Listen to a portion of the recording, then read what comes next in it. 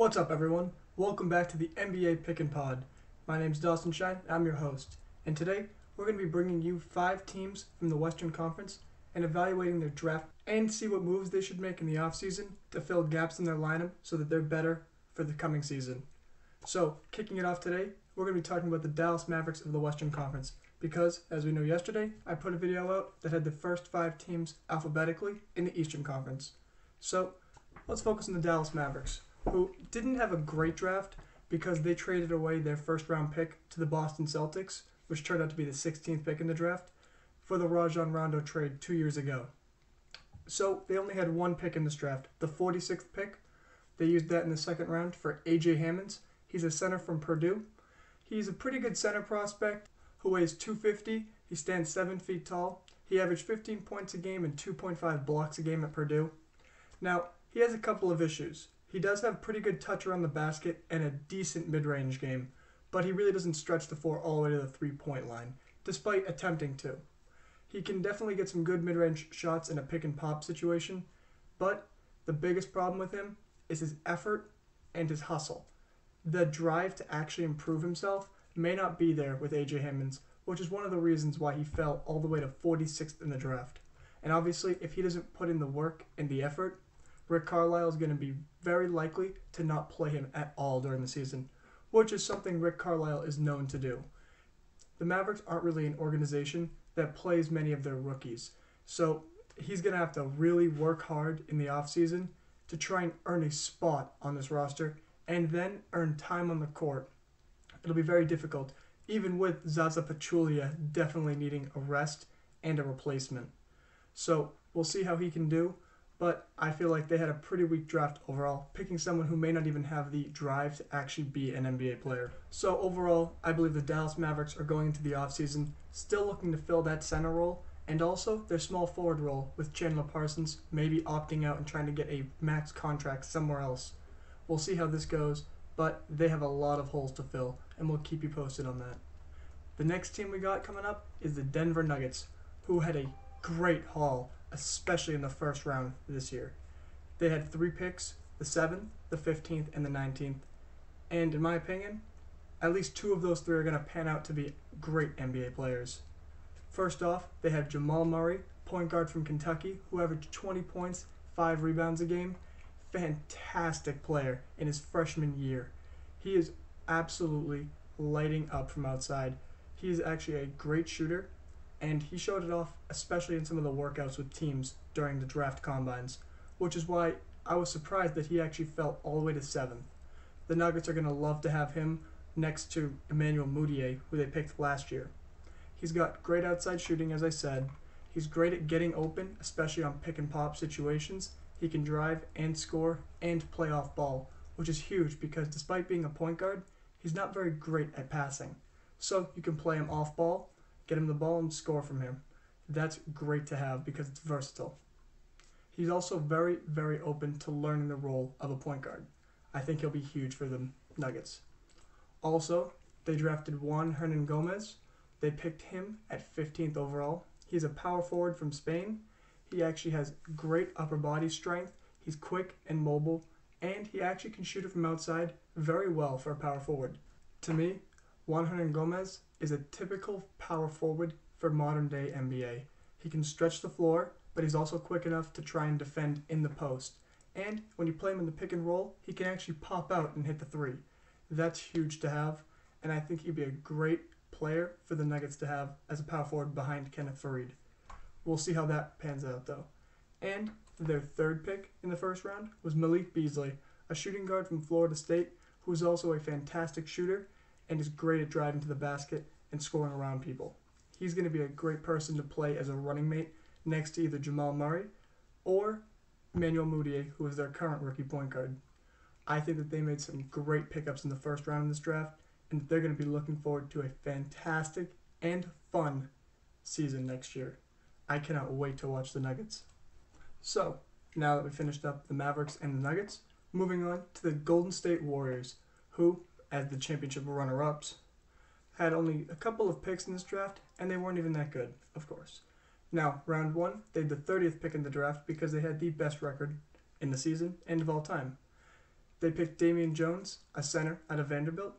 And then the 38th pick in the draft, they got via Milwaukee, they got Patrick McCaw, a shooting guard out of UNLV. Now, I think Damian Jones is a fantastic pickup because they picked Kevin Looney last year, which they really needed, and they picked up Damian Jones this year. And both of them are going to be a good front court to have in case Festus Ezeli and Maurice Spates hit free agency and do not sign back with the Warriors this year.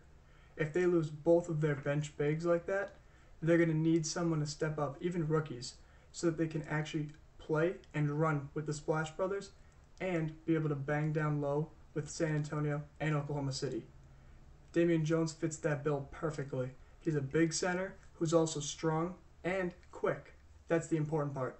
He can run in the offense and try and get set up quickly, or he can bang down low, post up, and try and score against some of the big defenders like Steven Adams and Tim Duncan.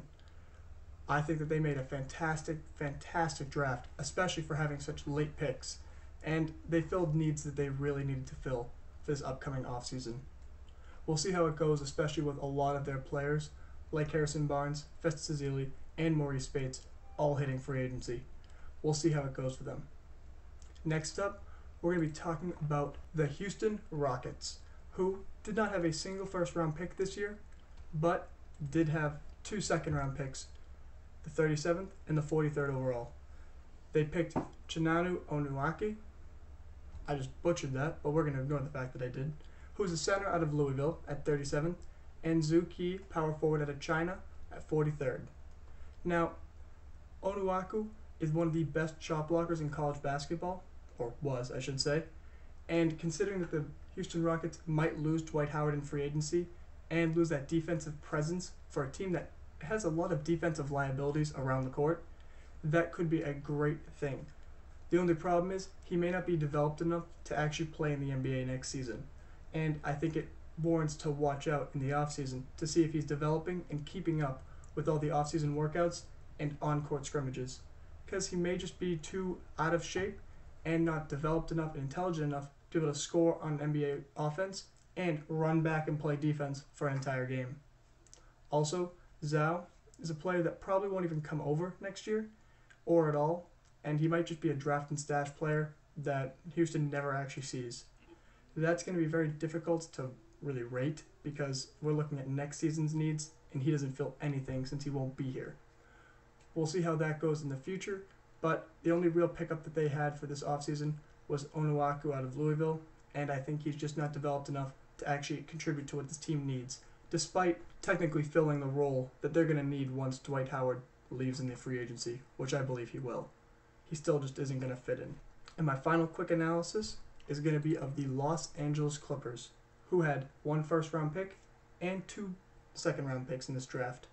The first-round pick was the 25th overall, and they got Bryce Johnson, a power forward out of North Carolina, who we all know was on the losing side of Villanova's amazing game-winning shot this past year.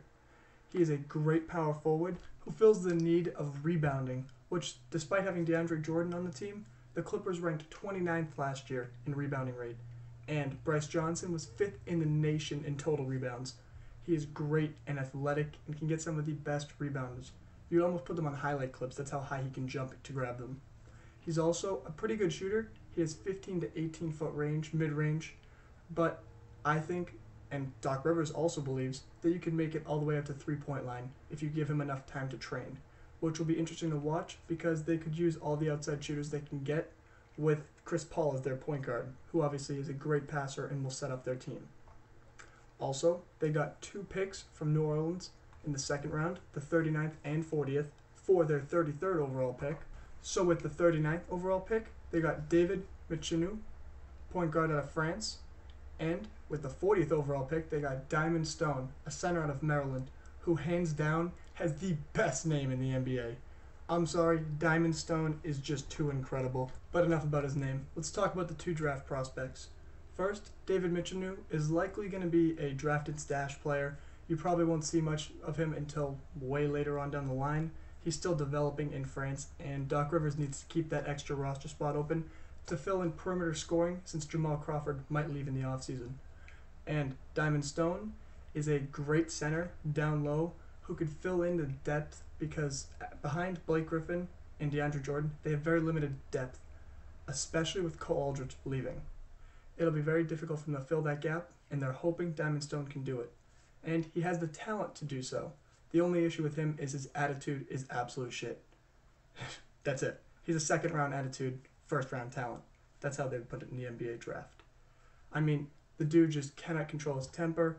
He has very, very difficult time working hard, striving to improve. That's going to be very difficult to teach. And unless he can really lock in and do so in the offseason, he may not be worth actually wasting a roster spot on. He'll just be another big body they can throw on the court for 6 fouls, and that's not worth it for the Clippers. We'll see how he does. But I think if he can fix his attitude, he'll be a great addition to their bench depth, especially for the bigs. Overall, the Clippers did pretty well, and I think that they made some good pickups for where they were positioned in the draft. But that's all for today, guys. That's my first 5 teams of the Western Conference, and tomorrow we're going to be going back to do 6 through 10 of the Eastern Conference. Can't wait to come back tomorrow, give you guys another video.